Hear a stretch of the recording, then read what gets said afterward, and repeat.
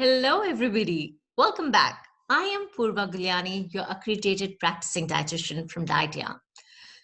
As I often say in my sessions, that if you plan your meals well, you'll never go wrong. If you plan right, you'll never go wrong.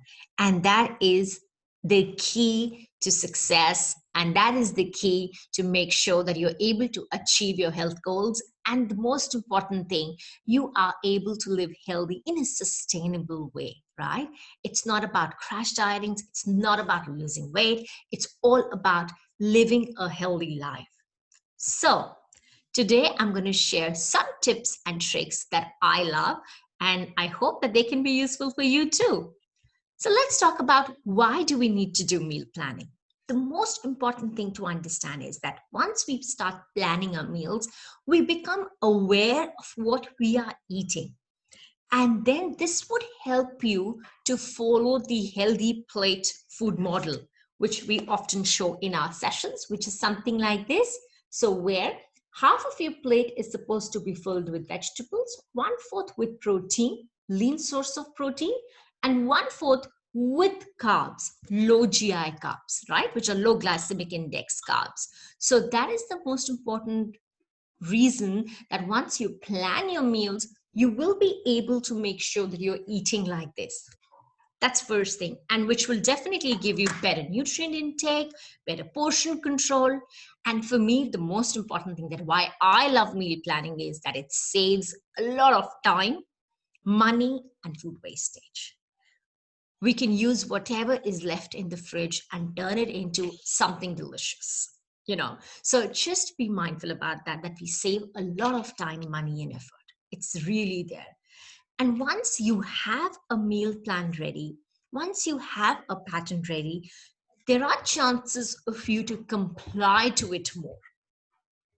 There are chances that you would follow the meal more. You would be able to follow and meet all your healthy requirements, all your recommendations more as compared to those who would not follow, who would not do meal planning, right?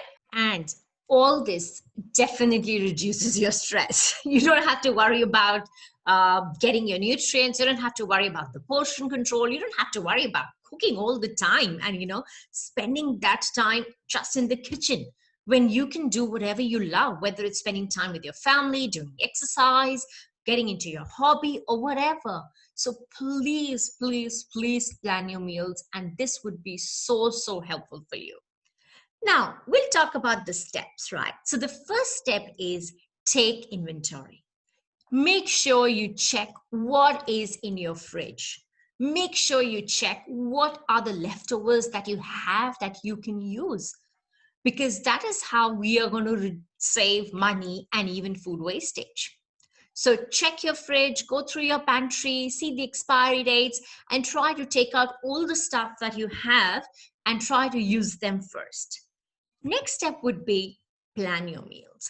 See whatever you have and then see what are the things that you can make out of them. Innovate, experiment, go for it, man, go for it. So just make a meal plan. You could either make weekly meal plans or you could even make daily meal plans, a day advance kind of a thing. Like, okay, today all this is left in the fridge, so this is what I'm going to do tomorrow. Right? So like that. Or this is all what is left in the fridge from last week, from previous week of my grocery shopping. And now this is what I'm going to use it to make next week. For example, you had zucchini, leftover zucchini. So I'm going to make some zucchini fritters, or I'm going to make some zucchini boats and put them in the fridge. Simple things like this, right? After you plan your meals, you know what you have, you know what you're going to do. Next step is going to be to make a shopping list, which is really important. Otherwise, you can spend hours and hours in the grocery stores and not getting the stuff that you actually need. Okay. So I always encourage to make a shopping list before you go for your shopping. Last but not the least, enjoy cooking. Cooking is no rocket science, but I also agree and acknowledge that not everybody is a fan of cooking. So what you can do is you can come up with some simple, quick and easy recipes, and you can use the healthy processed foods that are available in the market. So by processed, I mean even frozen vegetables are processed. Even canned legumes and lentils are processed because they have undergone some change, right?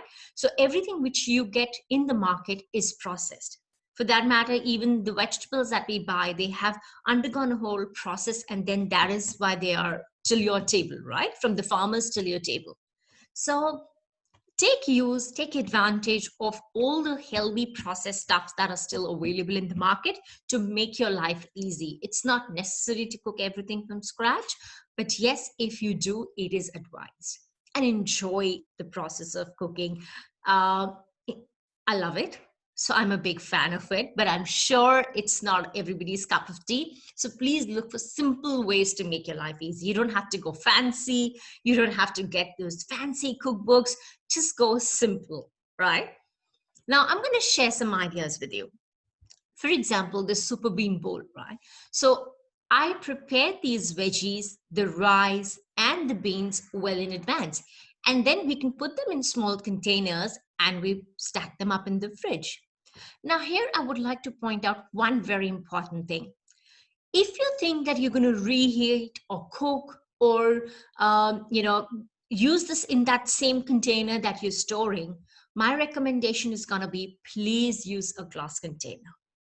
Do not use plastic containers because heating them in the microwave is not the best idea for health. So try using glass containers for preparing your meals and prepping them and keeping them in the fridge. But if you're not reheating them, if you just want to store it, then anything is fine.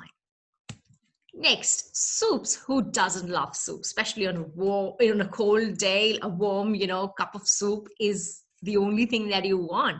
So what you could do is you could boil the beans in a big batch, or rather you could make a soup, the entire soup in the big batch. But if you don't want to, you can boil the beans in the big batch. You can keep it in the fridge. Whenever you want to make the soup, your base is ready, chuck the vegetables in, and your soup is ready. Right? So quick and easy ways. I make sure that I have a batch of soup ready almost all the time in the fridge. Now, this is one of my favorite, Bolognese sauce. Now, me being a vegetarian, the only vegetarian in the family, there is often this stress. We do not use meat, so we only use chicken.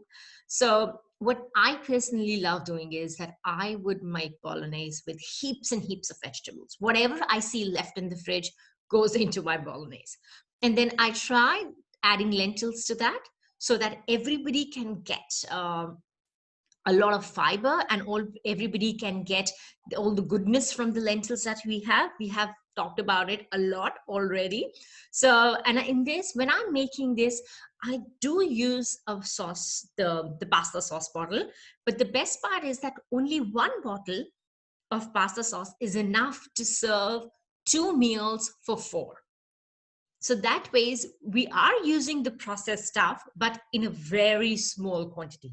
And when I buy pasta sauce bottles, I try to read the labels. I try to make sure that I am buying the ones which are the least in the sodium and the sugars and the fats too. And when we have cooking meals, for example, this day we did lasagna.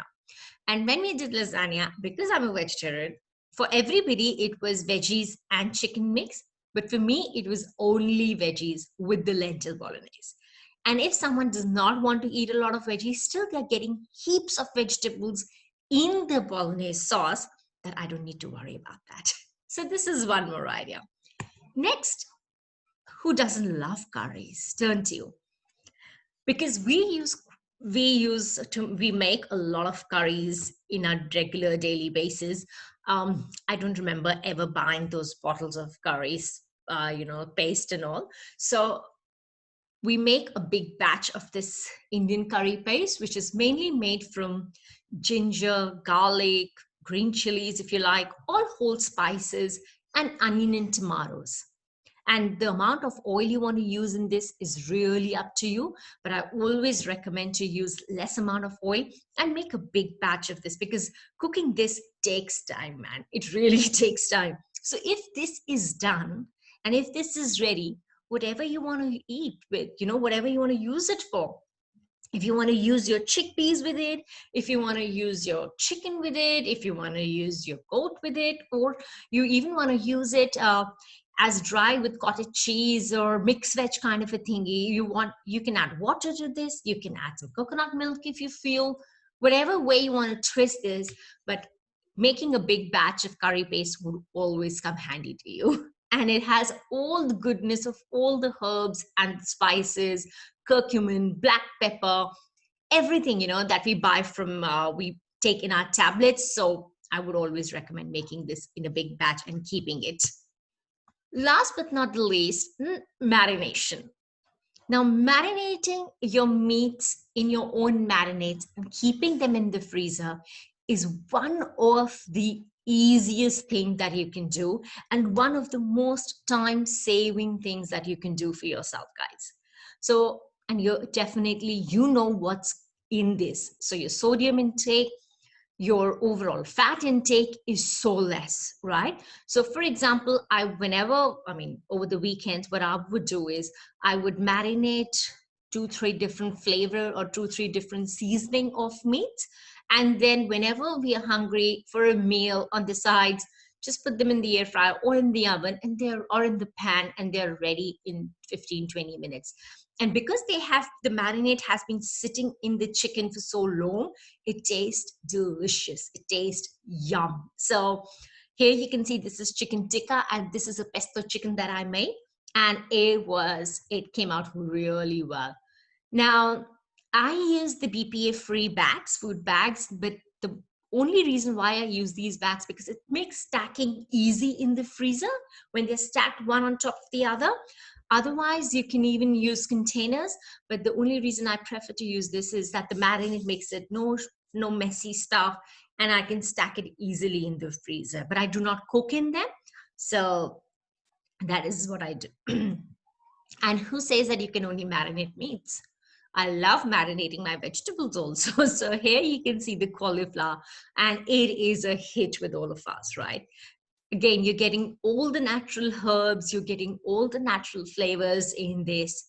So I would and it's an easy way to add vegetables to your meals. You can use it as a side, you can use it in the mains, as snacks, whatever, right?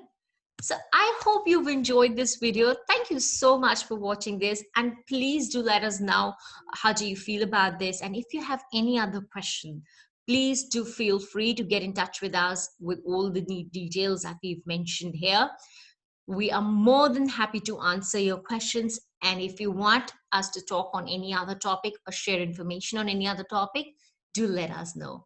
All the best, take care, and stay healthy. Bye-bye.